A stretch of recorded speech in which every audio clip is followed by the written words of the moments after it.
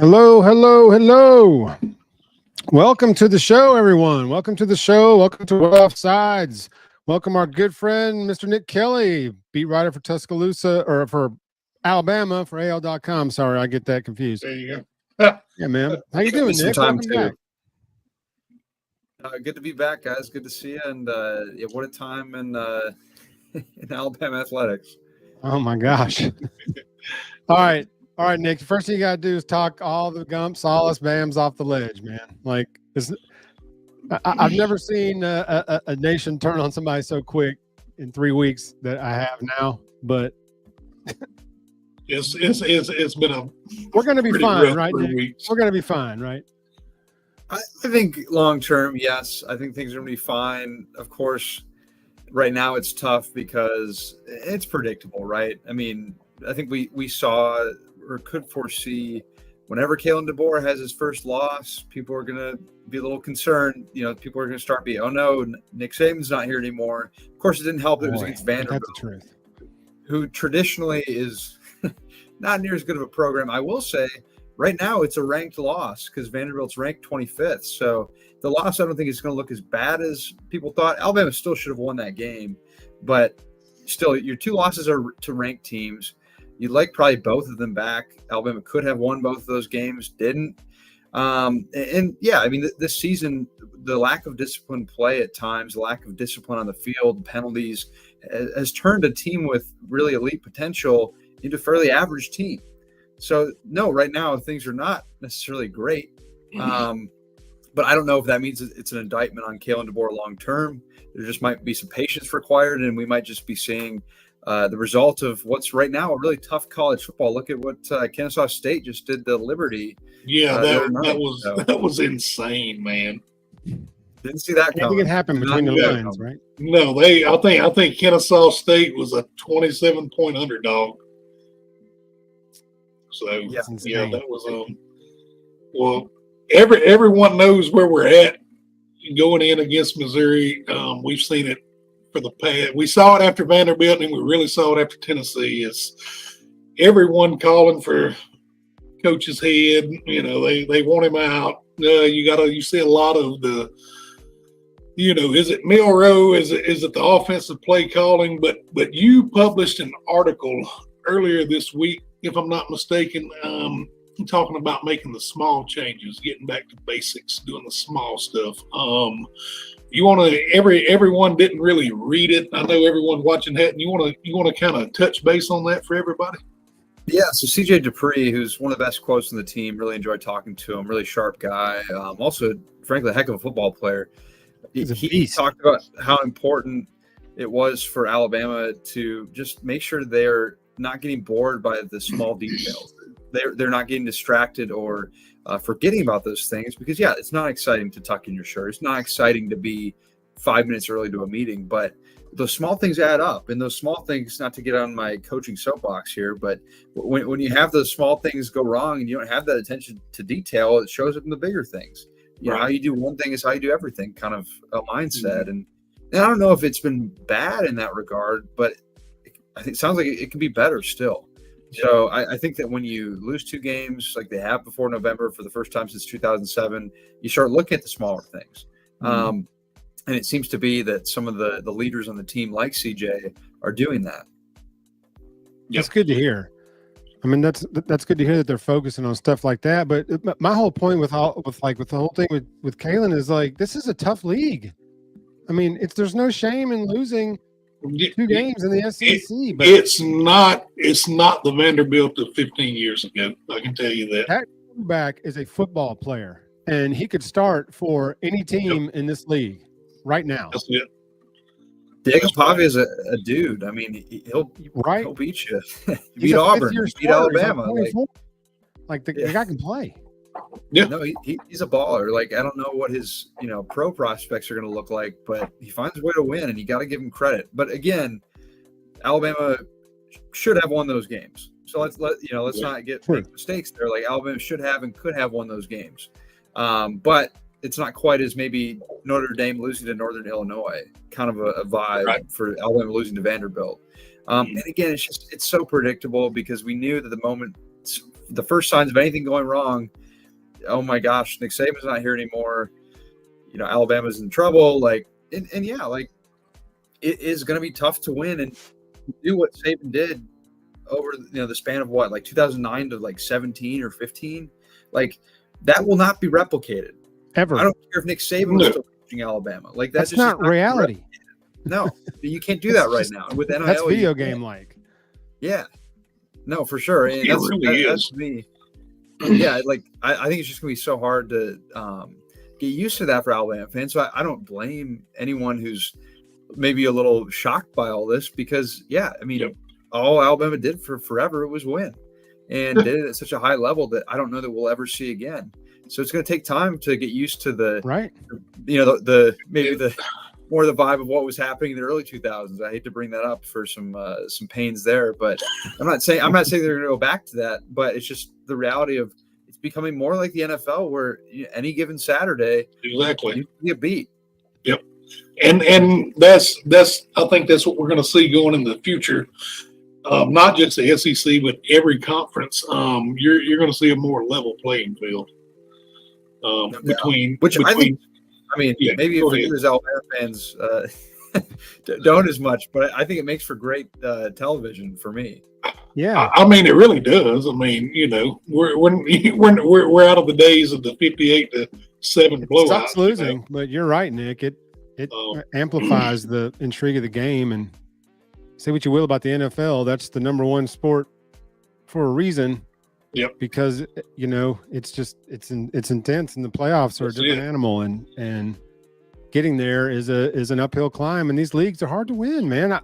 I said the other day, you're going to look across the board at the end of the year, and a lot of these teams playing in their conference championship game are going to have 1-2 losses in the Power Four. Well, and even preseason predictions are always tough, but you look at, like, not to call out anyone for preseason predictions because it's tough to do, but Nick Saban, he thought Florida State was going to win the ACC and have a great season. And he said himself how difficult it is to make predictions, and he gets it now. Like, when you're in the prediction business, it's hard. You just don't know. Like, it can really go sideways. And what you think you find out it's maybe not true. So, no, I think, there's great parity right now. It's fun if you don't have a horse in the race that's used to being dominant. Right. But I still think there's a path. You look at the Kansas City Chiefs, like what they've done in the NFL there's a ton of parity in the NFL, but good teams still rise to the top and win out more often than not. So it just might be harder to have constant winning by 30, 40 points like Alabama got used to for so long. But I still think there's some joy and fun that can be found in it. And I'm not saying college football needs to become like the NFL. I just think that, for lack of better, just way to put it, it's becoming more like the NFL in terms of anyone can beat anyone. Like it's becoming far less predictable. And to me, that makes it fun. Especially in this league. SEC is a grind. Like basketball, as we're coming up on basketball season, once we hit January and we start playing those 2 SEC games a week, that is a grind. And then the end of the year, you get to the tournament, and I've always said you should throw the tournament so you get the rest, which I didn't say Bama threw the tournament last year, but they lost the first game, got rested, went to the Final Four. Year before, had the best team in history, grinded through the tournament, burned out in the second weekend. So they may be completely unrelated, but in my world, in my head, they're directly related. And so I say, if you win the league, you should be able to say, we don't need the tournament, we're out. That's right. Since you're forced to play the tournament. You might be onto something, honestly. He may be. Nick, we've all seen, we've heard a lot about the offense over the last 3 weeks. And there was speculation, and we know how speculation is that, and it's been all over Twitter, social media, X, that maybe Jalen Milroe has been playing injured. Have you seen anything coming out of the camp there in Tuscaloosa that may point toward that or anything? Yeah, I think there's a lot of guys in this roster right now who are banged up in some way, who aren't 100%. And he's probably on that list in some regard, but the sense I haven't gotten a sense that he's dealing with something serious or that he's trying to overcome something that is like remember when Bryce Young 2 years ago basically wasn't practicing. I think he was, what was it, a shoulder injury or something like that? As Arkansas Bryce, just throw the ball away. I'm sorry, Nick. Sorry. I'm back. Man, I forgot about that. That feels like forever ago now. But I know, right? No, I think that for Jalen, like, I mean, he might be dealing with some of that stuff, but from what I've gleaned talking to people, there's nothing that has stood out to me of that he's not, and like as Kalen DeBoer said, that he's not capable of going out there and doing a good job. I think the biggest key for Jalen is just to get his confidence back to the level it was against Georgia. In those moments where he looked like a Heisman contender. There have been some former players who've been overly critical of Jalen and what he can and can't be. And drives me nuts. Not that I played quarterback myself in college, so I don't want to pretend that I'm a complete X's and O's expert, but there have been throws that Jalen's made that have been really good and really impressive. Like that wheel route to Jam Miller in the Georgia game. That's the best throw all ball season. Placement was incredible. Like that, you don't throw that if you can't play quarterback at a high level. And so Jalen can do that. The key is just get his confidence back, get him to a point where he's seeing the field. He's not making panicky moves. He's not, his feet aren't too happy in the pocket. And when the play's not there, he's getting rid of it. So I just think that Alabama's got to set him up for success. The coaching staff has to do what it can to make him feel more confident because the capability's there. I truly believe that. Right. Well, in Nick Sheridan's defense, he took a lot of heat. He's taken a lot of heat this year. But in Nick Sheridan's defense Saturday, there were players wide open all over the field. And that's what kind of led everybody to believe that something was wrong with Jalen, that he missed them so badly. Like he doesn't miss them this bad. They're this wide open. He's 10 yards over their head, yards behind him. Won't even throw to Jeremy, who's wide open down the field, almost like he knew he couldn't get it there. So he checked down, threw it 10 yards over Williams' head out of bounds. And you're like, something's got to be off with him, where he's not taking off running, and he's missing these easy throws. And so we're all just like, something's got to be off. So I think that's where that came from.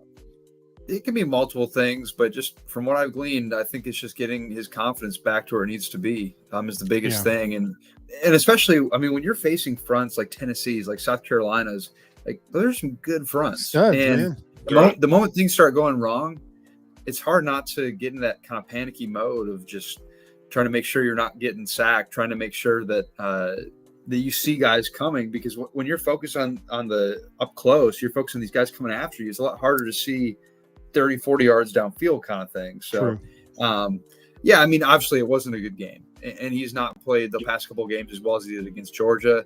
So I think it's right to question some of that, but maybe he's a little banged up, but again, I think that he's capable of going out and doing what he needs to do. And if he wasn't, he wouldn't be out there. So, I think that it comes down to his confidence and setting him up for success.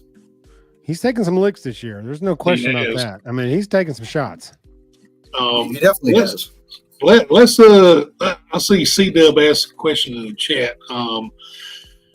Nick, have you been at the facilities or any practices this week, and has there been a change in the environment compared to what it has been since the Vanderbilt loss?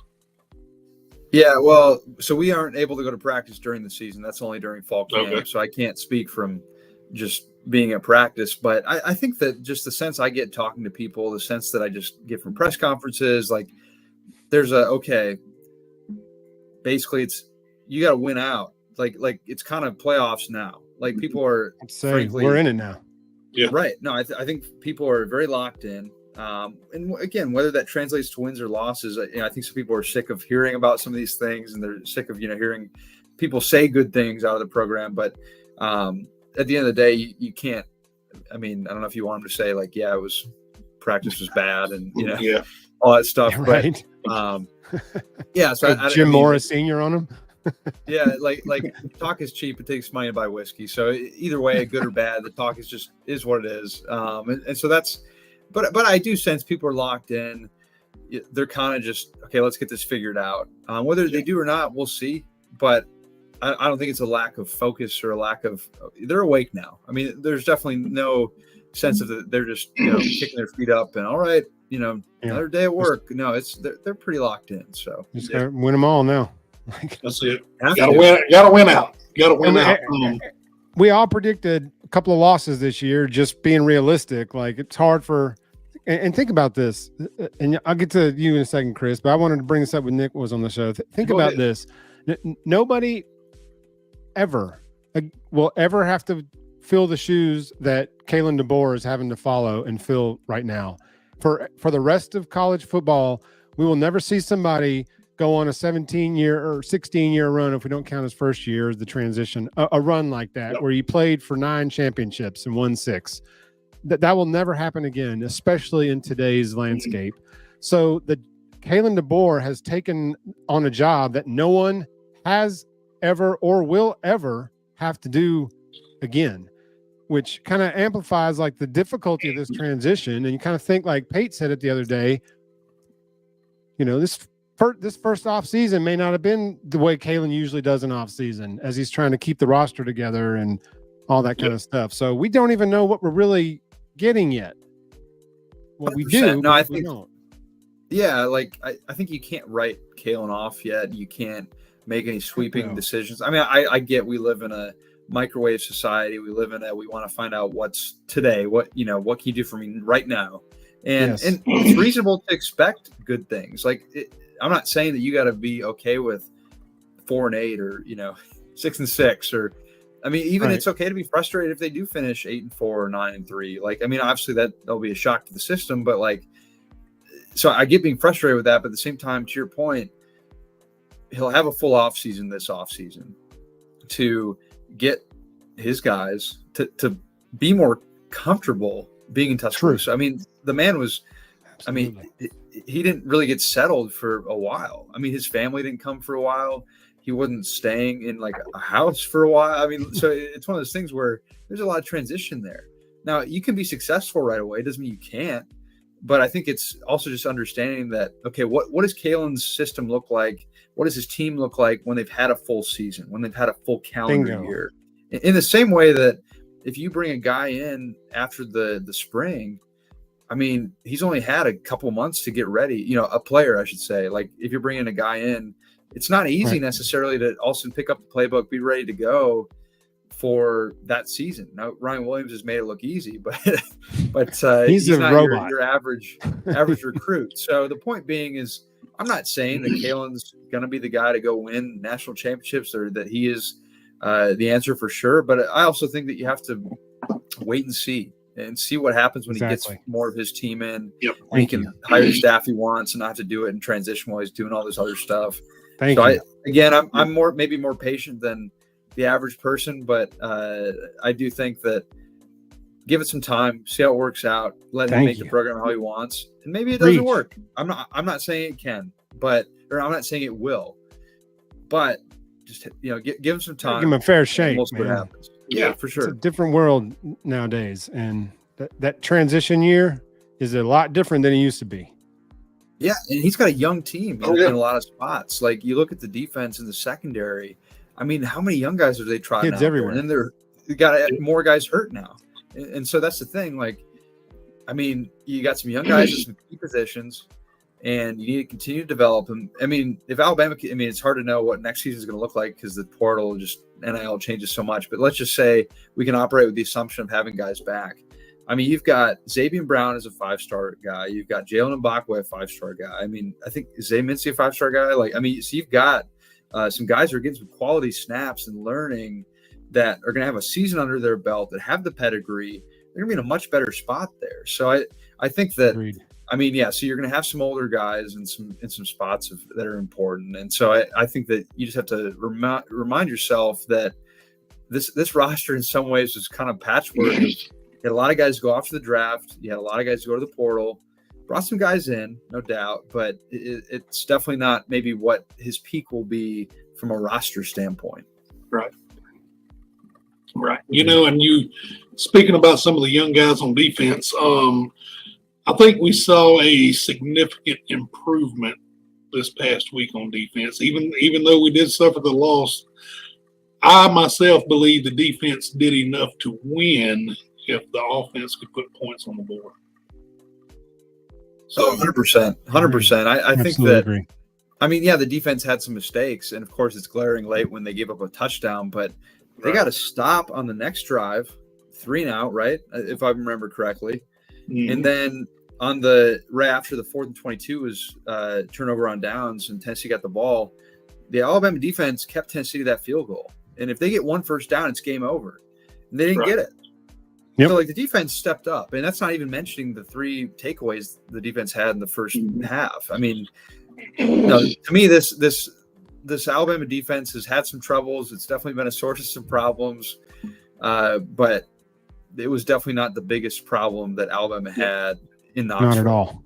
They did, like Chris said, they did more than enough to win that game. I think what really frustrated me the most was we couldn't capitalize off of the 3 takeaways.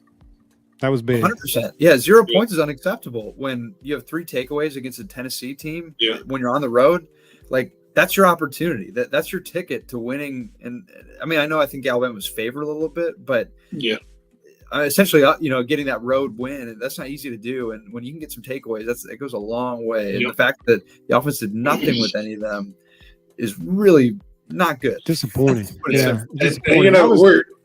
We're talking about the defense and takeaways, and I just wanted to mention Pitt is playing Syracuse tonight, and they have 4 interceptions in the first half, and 3 of them were pick sixes.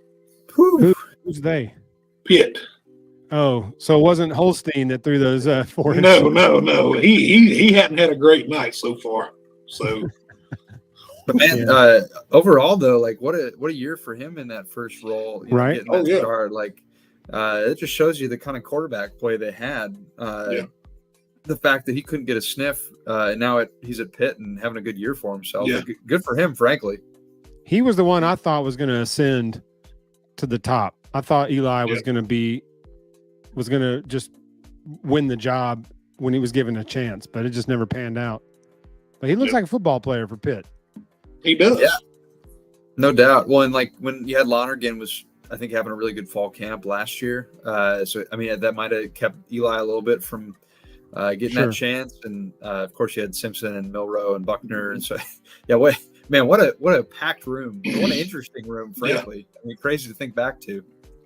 But how different it is a year later. Like how different that room looks just 12 months later. Like how much can change. Hey, and this next spring it can look a lot different. So I think it's going to look quite a bit different. And just in my opinion, I think it's going to look quite a bit different. That's right.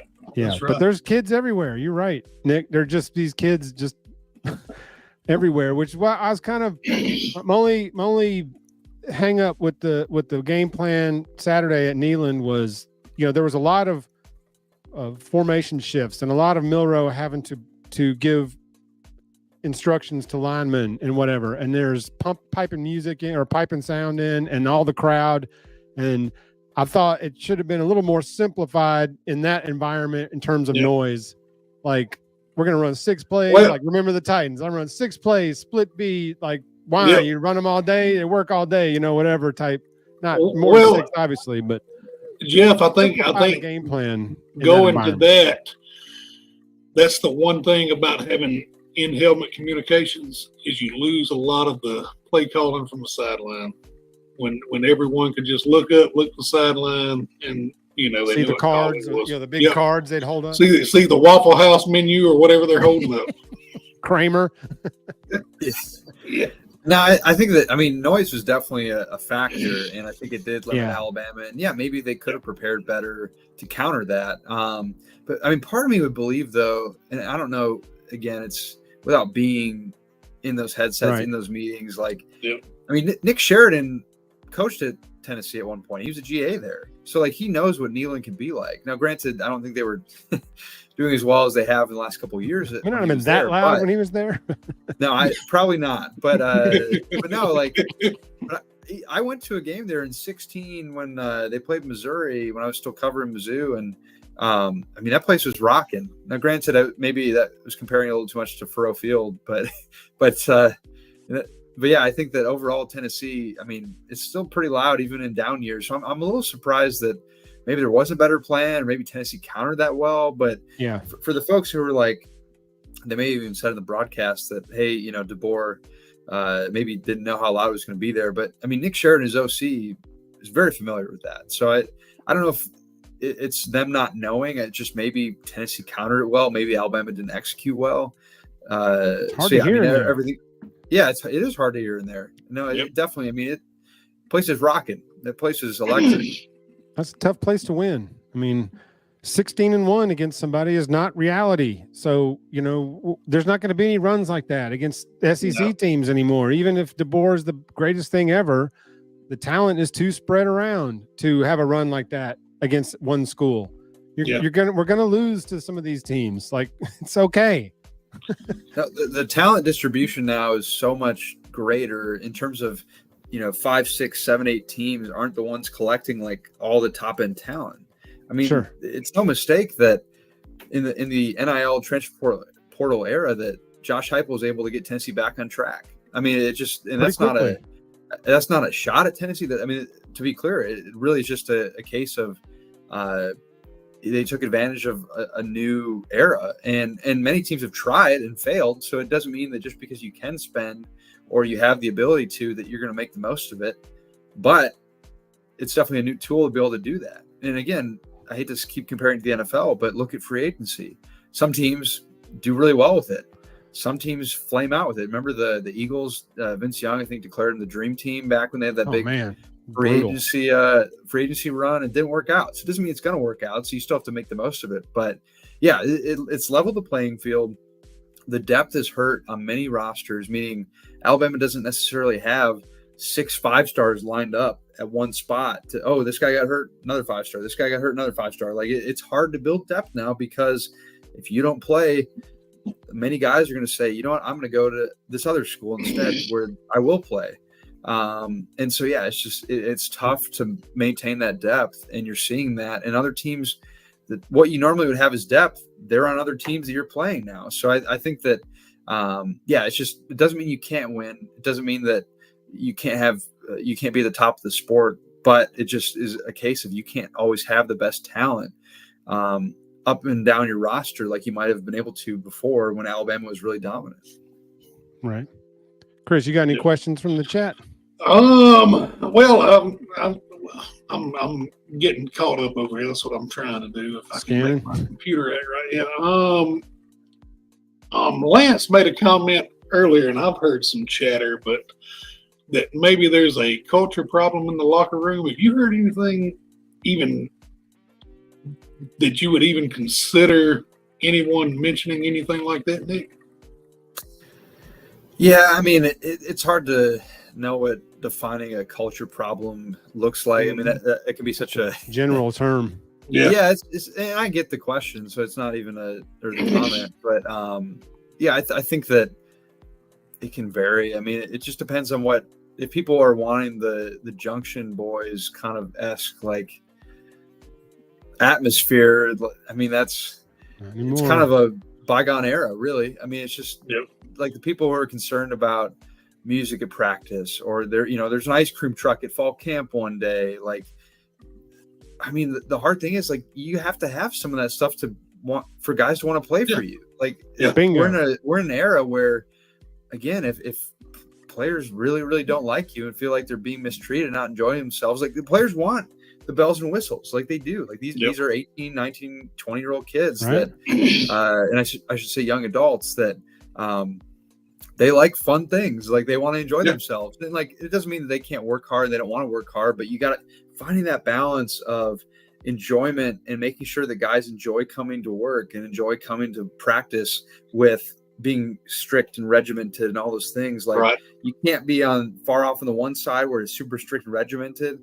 You also can't be on the side of just fun all the time. It's like a big old country club hangout. Like, so you got to find that middle spot. And maybe that's you found a good middle spot this season. Maybe you didn't last season. Maybe it's this week you did. Maybe last week you didn't. So I think it's an evolving thing, but to expect a program to also, when you have so much turnover, so many different guys I mean, I think it's just frankly too early to determine if there's a culture problem to say either way, because it's a transition right now. I mean, it's what it really is. And that's, again, people don't want that answer, but you got to have patience.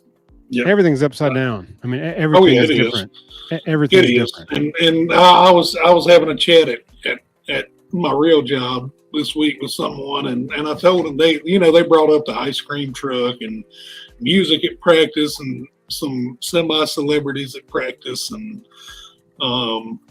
I told him, I said, it's not the Junction Boys anymore, man. They were the old fans, weren't they? There weren't any young No. One was my that. age. If you consider me young or middle age, what the hell does C mean? What does that mean, Jeff? No, I'm saying your age, my age. The old school guys, which I'm. Okay, I thought a lot of maybe the old school guys he was like 70 are having a difficult time accepting how things are now. No, it's different, and like even the music at practice thing, like players want that. Like that's and it doesn't mean you have to give players everything they want, but like that's happening in many other places in the country. I'm pretty sure Georgia plays music at practice. Like, yes, this is you not. Have to. I mean, again, it's you don't let them run the show, but like you have to do certain things to make guys want to come play for you. Just be frank. Bingo. Yep. Because if you ain't playing music, somebody is down the street. Yep. And somebody's letting them listen to their headphones down the street. So nowadays they can just leave in the middle of the season. They ain't got to wait till the end of the year. They don't have to. I ain't happy. I'm out of here. Now, I did post a picture on X this week, earlier in the week, of a couple of players on the field, and they had their headphones on, their phones in their hand, and all I did, I captioned it. Do you see do you see what I see, or something like that? And a lot of people drug me, but my youngest son, he's right now they're looking at going to state championship in Tennessee. They're undefeated. Nobody can run with them right now, and they are not allowed any communication devices stay in the locker room. When they travel, it stays on the bus, and that's how I come up playing. It's okay, but we didn't have to have music back then. Bingo. I mean, is your phrase back then? Yeah, but is it a distraction? And I'm going to say this: AJ McCarron made a statement.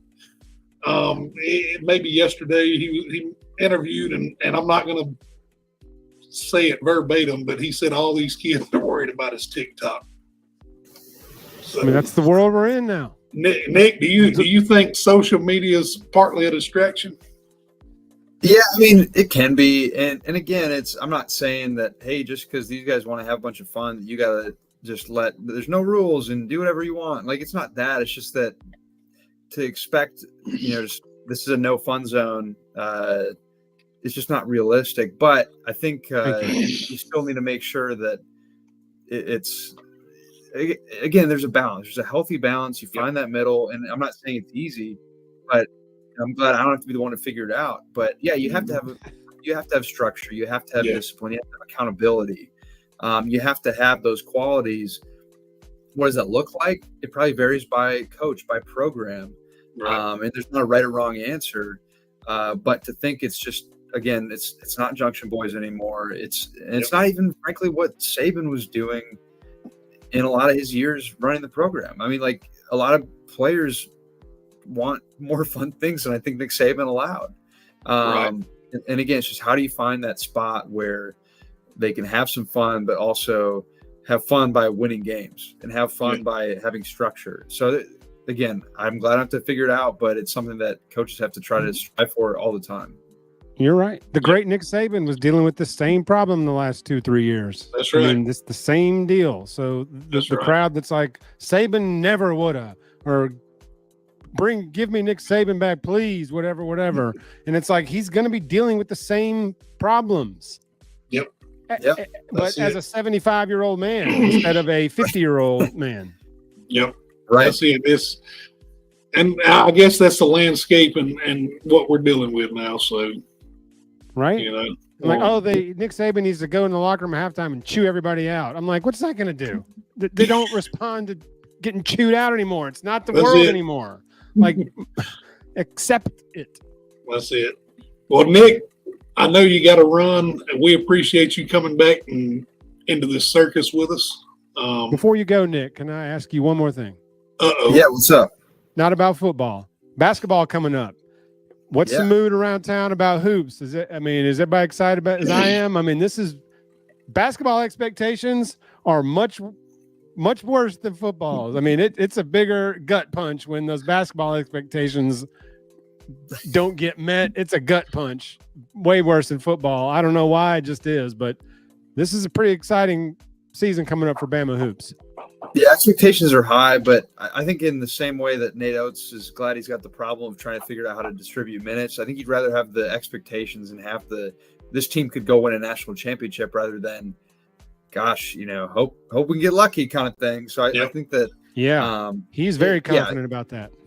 Yeah, I mean, expectations are something you got to deal with, something you got to manage when you're Alabama. But I mean, they have expectations for a reason, or high expectations for a reason.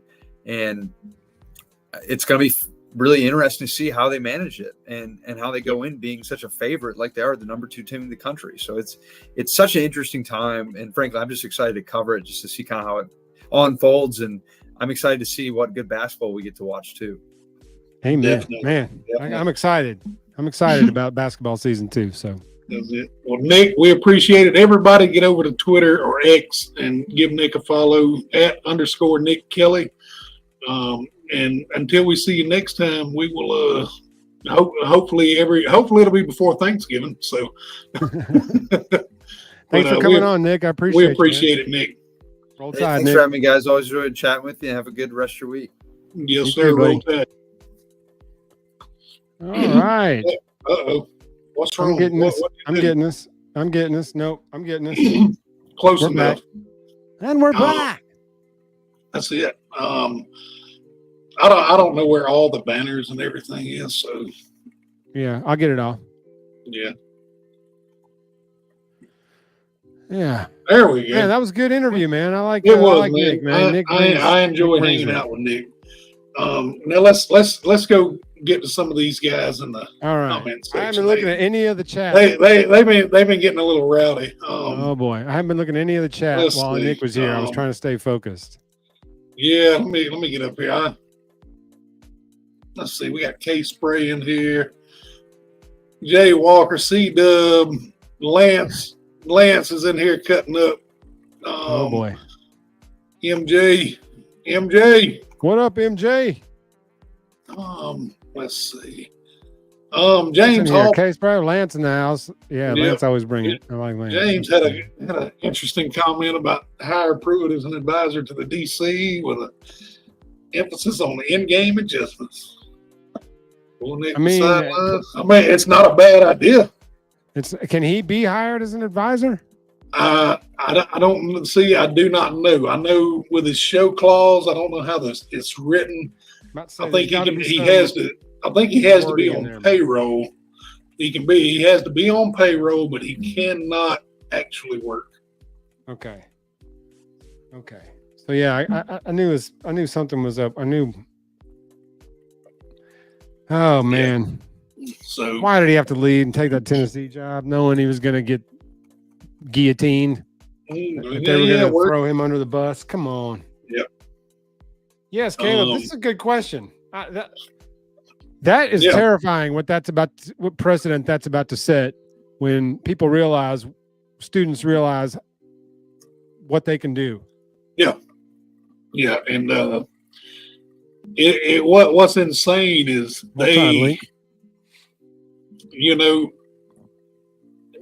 I feel like the officials were pressured into it,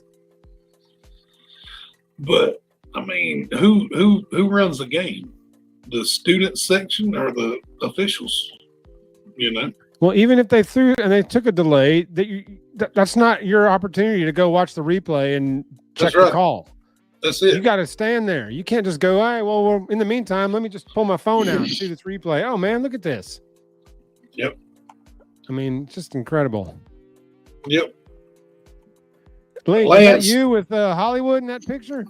That's who it looked like. Let's throw it back up. Yeah. Yep, that's Hollywood. Okay, they got a direct link to Hollywood through Link. Lance and Antoine made a good point, about Cochran. And and here lately Cochran has been teasing on X with some posts. He made one maybe today showing him in the practice facility while he was still coaching there. And it'd be great. Longed for him. It'd be not great. Not in the S&C role, but just some kind of role where he's just around the program and around the guys. I think after the troubles he's had, I think he may have found his calling. I was about to say, but he's really doing his thing now, touring, talking to teams about addiction and substance abuse and stuff. So he is. I think he's doing what he like you said, what his calling is now. But man, do I miss him. He was. Oh yeah. A lot of people got tired of hearing him yelling, but I never did, man. I just love watching him on the sideline. That guy was awesome. While we're here, let me get over here. I'm glad he's well. Let me say that as well. I'm glad that he's well, and he seems to be. He seems to be well and taking care of himself and helping others, and that's a good. I'm really happy to see that. I'm probably going to miss the overlay up here because I'm not good at doing these things. What you looking for? Whatever. We fixing to try to pay some bills here, so Michael won't yell at us. The drill. Go like, subscribe, please, everyone. Hit the notification bell, retweet. You 120 people watching us. Retweet. We need all the help we can get. That's it. And we've been slacking. We've missed some nights, and we're not posting as much as we normally do, but we all have a real job. We do it. Believe it or not. We do it for you guys. We don't do it for us. This isn't for us. We're trying to bring you all of the yes, Caleb. I do. Not necessarily misinformed information, but we're bringing you the facts that we can gather, and we just like to have fun. That's it. Bill's lost again, and Michael's taking pictures. That he is. Yep, he is. But, have fun. It's okay. Guys. It's okay. Who needs them? Bill's in the woods. Bill's on a hunting trip, and they leave it to us. Bill in the woods. That's hysterical. Yep. I don't do the woods. Glamour shots. Yeah. Yes, Caleb. I believe Tennessee. I do. I think McCarron made it dirty. I think McCarron made a comment about it. He said they pump it in. I mean, think about this. If Bryant Denny, if they can pump in enough noise during Dixieland Delight to cover up the F word. Why do they want to cover it up, man? That's part of the song. Know. Just accept it. They can pump crowd noise in. I'm gonna look at the show notes real quick. Let's see. We went over the defense. We talked to Nick. Talked about Milroe injury. I don't even want to talk about the game this past week. We're past that. We're looking forward to Missouri. Mizzou at home. And and speaking of that, have you saw the availability list? I saw it, but I didn't study it. I meant to grab a screenshot of it and look at it. But I know the quarterback from Mizzou is listed on there as doubtful. Right now, as far as Bama goes, Sabb and Jones are out. Red Morgan's probable. That's the only three on there. I knew Sabb was out. Sabb's out for a while. Yeah. It doesn't look good for Mizzou. We need to bust their ass. I mean, I'm just saying. Yeah, pardon my French. We just need to bust them. Mookie Cooper's out, the wide receiver. Then they've got two defensive ends out. Their backup Sam Horn is out. Okay. Quarterback Khalil Jacobs, linebacker's out. Nate Noel and Brady Cook, Nate Noel's running back, they're both doubtful. There's no reason this game should be close. We should destroy Mizzou. They've got 4 defensive backs that are questionable, offensive lineman questionable, tight end, and a wide receiver that's probable. We should crush them. We should crush them. Yeah. So I mean, if we come out and lay another dud for the 4th game in a row? No, we can't do that. We've got to come out heading into Baton Rouge. Come on, show. We got to show some life. Got to show something. It's just I just feel like every single team we face from here on out is going to run some form or what do we get here? What is that? What the?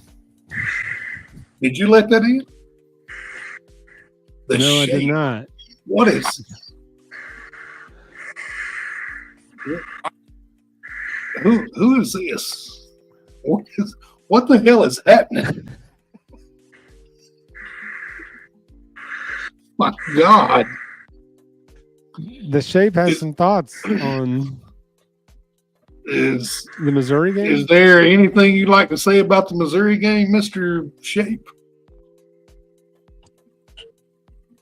Kill them. He said kill them. I'll take that. Okay. Mr. Shape. Lance, God. Hard to but as I was going to say, he said that is MJ for sure. Michael Jackson. I think everybody we face, they're going to run some form or shape of a triple option. They should. We should be running that. They've seen us get exposed, so we should be running the Vanderbilt offense play for play. Yeah, we should. It's right there. Let's see, right here. If Milroe comes out struggling, he should have done it the last game. But the question is, Jeff, how long do we let him struggle before they make a change? That's it. I mean, if it's halftime and it's 7-0, and he's playing bad, you do it then. Yeah. But I think they should have pulled him after that sequence where Jeremy was wide open in the end zone and he threw cross to Williams 10 yards over his head, and he could have just taken off and run for 25 yards. Yes, I agree, Lance. Yep, I do too. I totally agree. Completely agree. First turnover and first half gone. I mean, I don't know if Ty's the answer. He's had 3 years to win the job and he hasn't done it yet. So I don't know that Ty's the answer, but maybe he could throw it better. Well, it's that if you do the same thing over and over with the same outcome, you've got to do something different.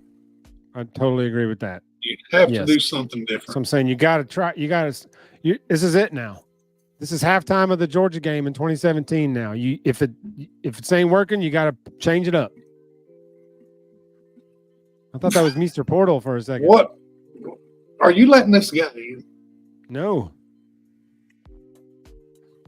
It's the Waaaay Offsides ghost. Wait, what did he say? Pitt is killing Syracuse. Is that William all Shatner, you has informed us that Pitt is killing Syracuse? That's L-E. That's Mr. Portal. It's something, man. I think he just wanted to say killing. I think he did too. He's been wanting to say kill ever since he found out he had to take his kid to get a picture taken. Yeah. See, Howard said he loves him, but Ty can do the job. I mean, and Lance makes a point. Move to Ty's mainly to get Milroe's mind right. So bingo. Maybe. That was screaming that Saturday when Sark pulled viewers. I said, the quarterback QB1 on the undefeated #1 team in the country just got yanked because he was playing bad. Why is Milroe untouchable, but QB1 on the number 1 ranked undefeated team, it can be pulled, but Milroe can't if he's playing bad. This question right here: can Bama win out? I believe Bama can win out, but don't think we will. I mean, I see. My honest opinion, if they continue to play the way they have played the last 3 to 4 weeks, no, they'll drop 2 more this. We're this regressing season. each week. We're not getting better offensively each week. I think defensively we've come along. We're getting better, but offensively we're regressing. It feels like every game. It's like, okay, now we're going to turn around this game, and then we get a little bit worse. And then a little bit worse. And now, Four's got 2 end zone interceptions in the last 2 games, 4 picks total the last 2 games. You know, this comment here, last 3. I've noticed this. Milroe on the sideline, lounge back like he's in a lazy boy. You know, he hits the sideline, he sits down. There's no fire, there's no passion. You know, he's not walking around trying to get them fired up. It's just like he's on cruise control. There's something off. Yeah, it's like he's on cruise control. I mean, I don't know what it is. Did that Vanderbilt loss just gut him? Maybe. Is Maybe. all the vitriol that the Bams and the Gumps, us Gumps and Bams have unleashed on him in the last 2 weeks? Is he just like? Who knows, man? It's just, you know, I do know this. If Cook starts and plays for Missouri, we're going to have a long day. If he's right. If he is right, we're going to have a long day. We will. I mean,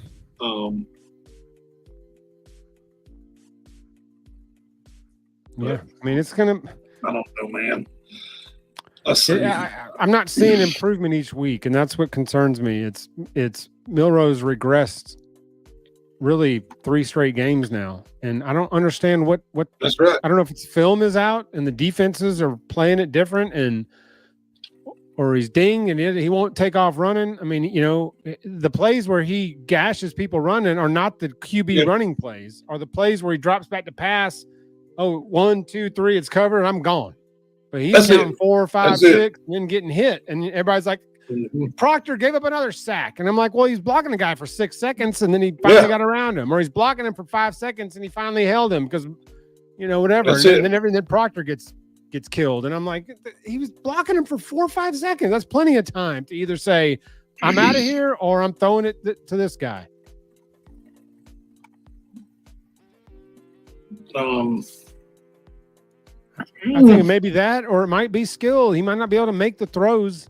Yeah, you need to make in the full offense. Maybe you know, I made a comment about him not having any pocket awareness. He doesn't have that sixth sense that most quarterbacks have. He can't feel the pressure on his blind side at all. And that's what I think. That's what kills us. But you know, did you see any of the? Did you see any of the McCarron interview about him? No, and I saw some quotes. Who's Cotto? I don't know who Cotto is. I saw some quotes of some things that he said, and I chose not to watch it. I cannot. It really, really upsets me seeing former players trash current players in public, on social media and interviews. So I chose not to watch it. Cotton in his eye. Look at this guy. What's up, guys? This guy. No, just waiting on you to get finished with glamour shots. Yep. Not mine. So got to do the senior photos, man. Got to do the senior photos. Are we talking about Jalen Milroe? Yes. Yes. You guys know what's going to happen, right? When? What? Saturday. What? The kid's going to go out there and absolutely torch Missouri. Watch. If he doesn't. If he does, I mean, have you seen the injury list for Missouri. Yeah, it's absolutely insane. I mean, Auburn's cheerleaders could go out and beat them. Minimum 8. Yep. He did miss a lot of open passes. We don't like. I was listening, Jeff. You were talking about his regression, and yeah, it's been bad. It's been bad. Here's the thing, though, that I'm still kind of holding on to is we know what Alabama looks like when they're clicking on all cylinders. When they are clicking on all cylinders, those 2 quarters we got to see it, they look like the best team in the country. And it's not really close. Ask Georgia. But, man, it's disheartening because the one thing I hoped to kind of see this year was consistency. And it just has not been there for the 3rd year straight. Yep. And for all of you guys, I know a lot of people are like, this wouldn't be happening under Nick Saban. I got news for you. It's been happening under Nick Saban. Thank you. For 2 years. Like 3 years now. Yeah. It's just easier to blame it on a new coach now. But if you've watched Alabama football over the last 2 seasons, the product has not looked the same. And I've blamed it on everything I can. Outside of those players out of sheer loyalty, and I can't do it anymore. They are playing like ass. They are dragging their feet. They are concerned with everything off the field, and it's showing big time. Yep. Yeah. Big time. And this is a very young team, but there's still solid Saban era leadership that is failing the younger guys, and that's a problem. Jalen Milroe, Ty Booker. I'm sure that they're trying to lead these kids, but they're not getting through, and that is so frustrating to see. And it's bad. It's the world we're in now. This is happening everywhere. Yeah. This is it. This is how it's going to be, no matter who we hired. That's why Saban quit. He was tired of it. Yep. And like we said earlier, Cotton, he's not going to be 75 dealing with these kids. DeBoer's 50, so he's much more. Conditioned to do that. And he brought on a staff to help him manage it like Courtney Morgan. Nick Saban didn't have. Right. So, I mean, we're going to be fine. It's just, we're going to have to hiccup for this year, and next the transition year is always the most difficult. Yeah. Next year is probably not going to be beautiful either. I think that will be. No, right? I think 2026 is really the year that we should be expecting to be contention. That's right. And if we get there next year or this year, we should consider it like that's a really great job. He's doing a really great job. And Link has got the inside connection. Well, look right at Link's there. Picture here. Cotton. Look at the profile. Link is like. Maybe Link, when we get Hollywood on the show next week, I need you to do a couple things for me. Yeah, Link, get him on the show, man. Come on. Yeah, when you hook us up with Hollywood, can you do me this favor? Yeah, come on, Link. Carry your weight, sir. He said, carry your weight, sir. They're going to throw the ball 50 plus times to him. So, well, no kidding. We may have an open spot after this weekend on the show. I'm sure Bill will get eaten by something. When does Bill go to Cuba? I don't know. Well, you can't say where he's going. Damn it, Jeff! Hey, come on, man. That's top secret. Operation Chaplain, security, buddy. OPSEC, baby. That's right. That's Operation Suntan. We need to have a special going away show. We should. When's he leave? He heads out and do something around Thanksgiving, isn't it? I think it's right after Thanksgiving. Yeah, maybe we should all show up at. Maybe we should all show up at his place. No, we should all show up at the airport, man. I mean, it wouldn't be hard for me. Good. What are we going to do? Good. Hold a sign up. Good luck with your transition surgery in Cuba.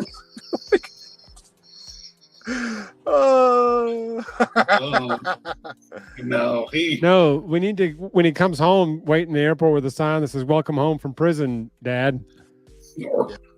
So there's some good questions about transfers in here. Caleb is talking. Odom, I think a lot of people might have overreacted to some of the social media posts. I will say that they definitely need to utilize the guy. If you're going to be throwing it in the end zone, he's a hell of a target to throw it to at 6'5". But hey, even if he threw that ball to Odom, there's such a poor throw that was going to get picked, regardless if that was Andre the Giant in the back corner. This comment right here. I was just going to say that. Sorry, Chris. I thought I hit that by this one right here. Simple battles, 1 second. And I think that they kind of reached the threshold where they had enough. And we've heard the talk all week about them going back to disciplinary being disciplined in small things. Jay Walker, just based off of what you're saying, I'm assuming that you were prior service. I'm prior service. Bill is still in the service. We all know attention to detail that can change the outcome of a situation. And it starts with those tiny little things, right? Those small things. And that's really what's been lacking at Alabama, and that's what caused that. I don't know the lack of consistency, and so I think if they focus on that and they take it serious, which just coming from some of the players and the coaches, like there's a different level of accountability happening right now that we're not privy to, which I think is great because that's what they need. I mean, this team needs to be literally popped into shape, and that's what's happening, hopefully. And so hopefully we'll see a different product, but it's hard to give up on him completely. It's hard to sit here and say, yeah, they're going to go into Baton Rouge in 2 weeks and lose because of what they did in the first half against Georgia and how they looked going up to Wisconsin. Oh, yeah. What is he, 50 today? He's not the only one that had a birthday this week. Yeah, I did. I turned 40 yesterday. 40. The big 40. Out of here. Yeah. 40 for 40. So you know what it's time for now. It's time for that one doctor's appointment you need to go get. River. Yep. You ever serve time, Doc? Worst dentist I ever been to. Mine said he's magic. He can do it without hands. Crazy. I don't know. Yeah. You need to cut down on smoking. Okay. Hold my hands. Stick your hand in my butt to figure that out. Back to the transfers. Look, guys, if guys transfer out, it sucks. They're going to. And it's going to happen. There's probably going to be a good bit of them. They're going to. In December. Yep. Thanks, Caleb. But Milroe, if he doesn't draft, which at this point I don't know that he's going to, unless he just cuts it on the last half of the season. Yeah, he's not going to. He's probably going to transfer out. And that's okay. I wish him the best of luck. Yeah. Keep in mind, as frustrating as it's been to watch his regression, keep in mind that Milroe did stay. And I guarantee you his phone was ringing off the offers from all over the place, and he stayed. Absolutely. Yes. And so his part in this can never be ignored. If this turns around, when this turns around and DeBoer starts winning at his rate, that Milroe will have played a big part in this transition, which is the most difficult transition that's ever been or will ever be. Yeah. Because like I told Nick earlier, Cotton, no one will ever have to follow this 16-year run that Saban had from 08 to 23. No one ever again will have a run like that, and no one will ever have to follow somebody like that ever again anywhere. Yeah. I look at it this way, and I've kind of, I think that because we're Alabama, a lot of our expectations were probably way too high coming into this season, and we weren't realistic. But let's assume Alabama drops another game in between now and the end of the season. That's actually pretty solid, given the situation. And what happened, that's actually a pretty successful season. Yes. No, it's not a playoff. It's not a national championship. But as long as they keep this class together, which I think they're going to mostly do, we may lose one or two guys. But as long as they keep this class together and DeBoer starts plugging and playing his guys into this system. Yes. Man, I don't see a reason not to be extremely optimistic. No, Alabama's not going to go win national championships every single year like they were in contention for before, but that's college football as a whole anyway now. Yep. No one's doing that. You're not going to see a back-to-back national champion. You'll be lucky if you see that again. Probably won't. Yeah. Especially with playoffs now, because it's a crapshoot. But listen, Georgia won 10 games the year before Kirby got there. He got there and went 8-5 with a 10-win team. So, it's hard. It's hard to win in this league. It's hard to win in a transition year. It's hard to win if your quarterback can't throw. Yeah, and this is probably the most difficult year in college football, at least in the last 20 years that I can remember. Yeah. And so everything is new. Everything. Not just at Bama. Like the whole landscape is new. Yeah. Yeah. Hey, just give it time. Be patient. If you can't stomach it, jump off the bandwagon. These unhinged BAMs are just killing me. Yeah, go buy you some Georgia gear or something like that. Caleb, some college game day gear because I'd be loving Nick Saban. That's all I want is Nick Saban. Saban. They want to talk about commits on the horizon. I'll jump in this real quick while I'm in here, and then I'm going to jump off and let you guys finish. There's not a whole lot going on. You've got some big visits this weekend. I think Justice Terry might be in Tuscaloosa. Yep. Ivan Taylor may be there. Anquan Fagans will be there. The big one that I would keep an eye on is Ivan Taylor. He's kind of on the fence. We put in a prediction that we think Alabama's eventually going to land him. I know Courtney Morgan is working hard on that. So we'll see what happens there. That's the one you want to watch. Alabama is in desperate need of help with DBs to thicken up that secondary. But keep in mind, a lot of the movement you're going to see in recruiting moving forward for Alabama is going to be in the transfer portal or potentially JUCO. You've already seen one JUCO player commit to Bama. They did flip the tight end from who was it committed to? North Carolina. I'll say that one's hard to get excited about for me just because the guy took like 100-level jump on 3 in like 2 weeks. And so I don't know how good the guy really is, but you've got Caleb Edwards coming in. Guys, look, if Alabama's probably, they're at number 1 right now in some rankings. They're probably not going to finish there, but we've been telling you guys all off season, as long as they finish in the top 5, it's going to be fine. Alabama, the fact that Nick Saban is gone and Alabama's going to finish with a top 5 class, if they go make the playoff this year, they'll probably hold together this class. If they make it next year, they'll probably finish with the number 1 class in the following season. It's going to be fine. So, y'all remember, losing games doesn't mean the class is going to dissolve. Losing games almost helps because these guys are like, man, they need me now. I can walk in there now and play now. That's right. If they're 14-0, 3 years in a row, guys like I'm going to be 3rd on the depth chart before I get in there. But so losing games doesn't necessarily mean that the class is going to get obliterated. Yeah. Look at Auburn holding their class together. Far. Because those guys are looking like, man, I can walk in there and play now. Exactly. Plus, it puts pressure on boosters and the collectives to kind of pony up a little more dough. Yeah.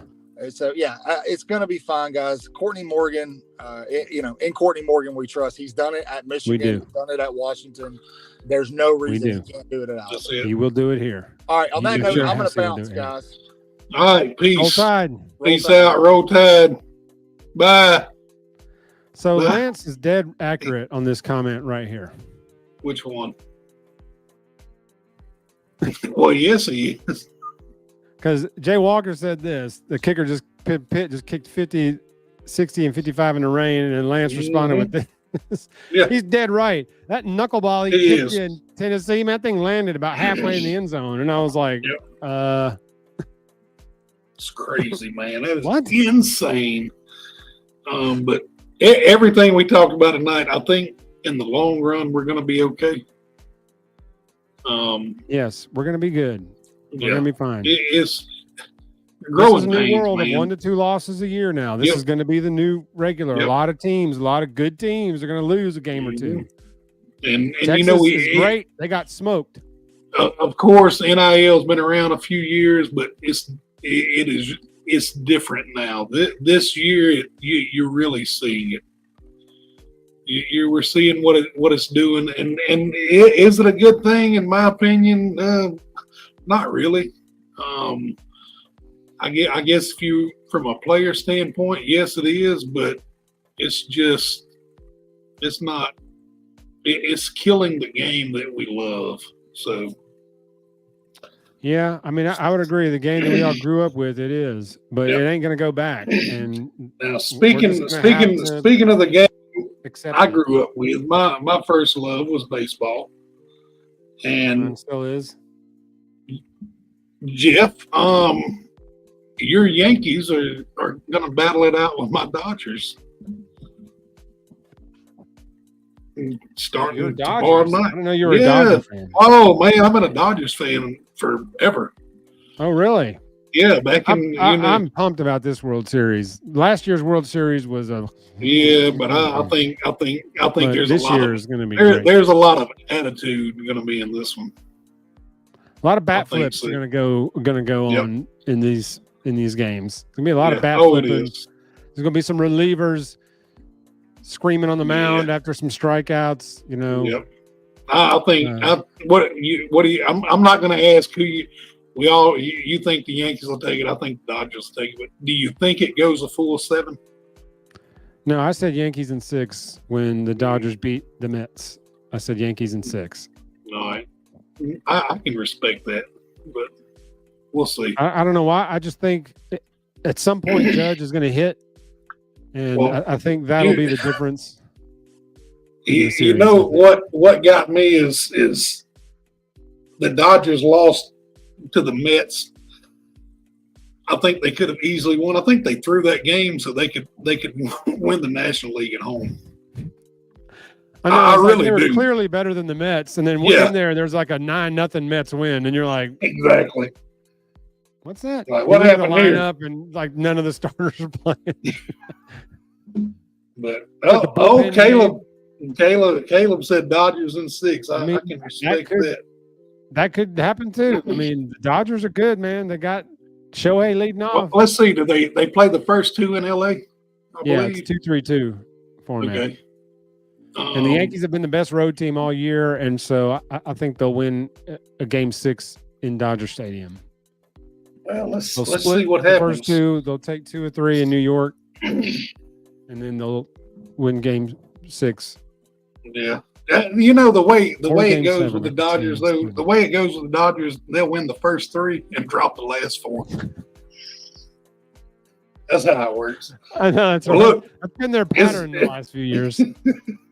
it's getting late. Let's move on to these picks. I'm ready for bed. All right. This is just me and you. We got Bill and Cotton's picks.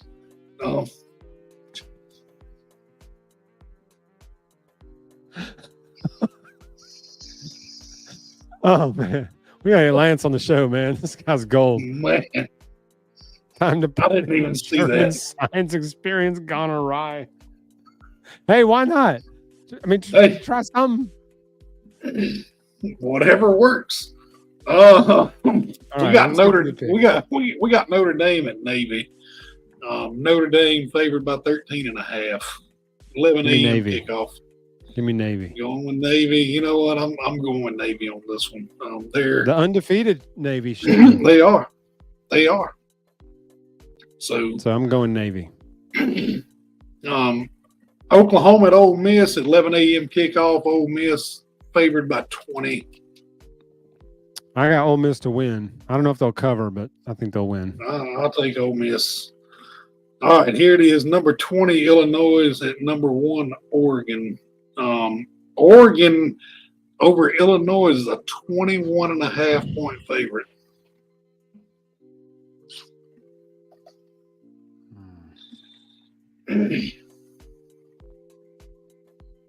I think Oregon will be too much at home.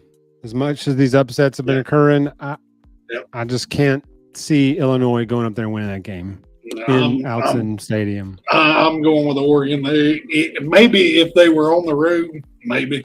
They're playing pretty well though. Oregon's playing pretty well now. Oh yeah, They're getting their stuff going. they're hitting on all 8. Number 5, Texas at number 25, Vanderbilt. They do have the nets up in front of the visitor section to keep water bottles off the field. If Vanderbilt is ultimate trolling you, that's amazing. Yeah. Hang on, what's on my camera here? Do the hand thing, Jeff. These Do the fancy, hand. super fancy cameras. They can't focus for shies. There we go. There we go. Yeah, but they're trolling, man. Yes, Lance. The Viking needs to smoke. Give the Viking whatever he wants. You don't tell a Viking he can't do something. Nope, definitely not. What do you think with Texas and Vanderbilt?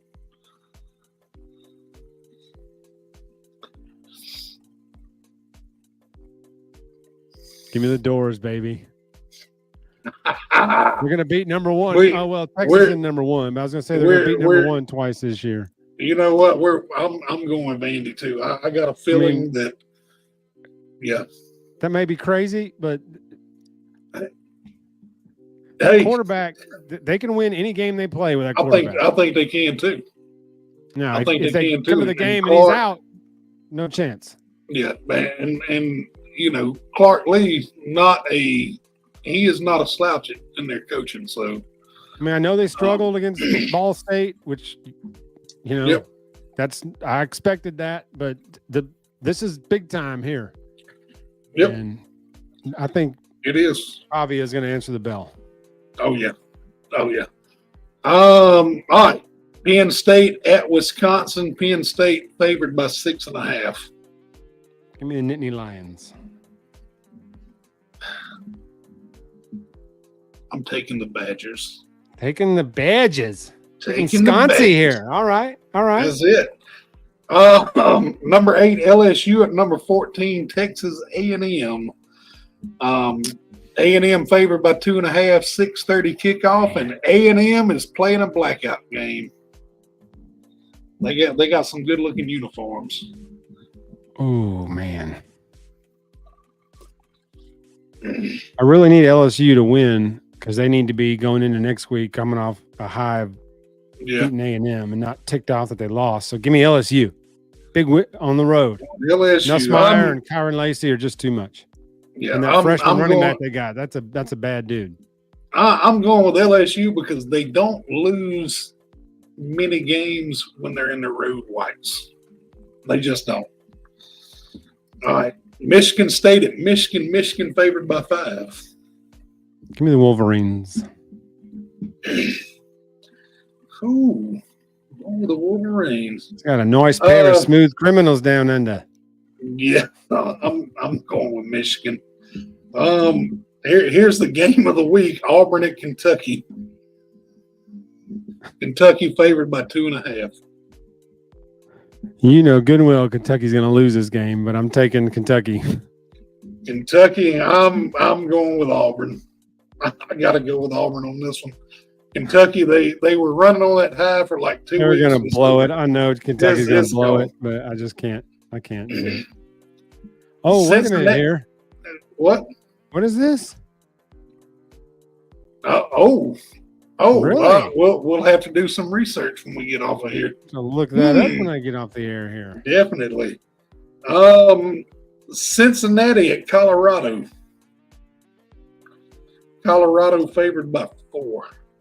Buffaloes. Speaking of Buffaloes, what do you think? You think they end the season with 8 to 9 wins? Colorado? Yeah. Maybe. I think they are. I think they're gonna be 9-3 at the end of the year. I'm going with Colorado. Going to win the Coach of the Year tomorrow night. Boise State next year. Hi-oh! Boise State at UNLV. Broncos. Boise State favored by 2.5. I never played against my Broncos. I'm taking the Broncos myself. Fucking Bronx, baby. What everybody's waiting on, number 21 Missouri at number 15 Bama. Bama favored by 13-5 right now. You already know. Yep. Going with Bama. I don't pick against the Tide, baby. Sometimes you can't. But that's it. It's cost me twice this year. I think, guys, next week, I think we're doing a Wednesday night show because Halloween is on Thursday and Cotton has to play dress up and fly a broom or something. I don't know. Yeah, so do I. Dressing up like Harry Potter, playing Quidditch. Harry Potter? But Cotton, you're a wizard. Oh, is it hanging out again? I'm sorry. Let me put it back in. Let the boy watch. Oh. Oh, boy. Anyway, we're about to derail. That's it. We are. Let's get out of here before we derail. Goes after dark mode. Or more you got your finger button on the outro. Yeah, I got the outro. As always, thanks for watching. We'll see you next week. Say your prayers, read your Bibles, brush your teeth. Horns down. Jeffrey, horns down. Roll Tide. Beat Auburn, LSU, Tennessee 2. Roll Tide. Roll Tide.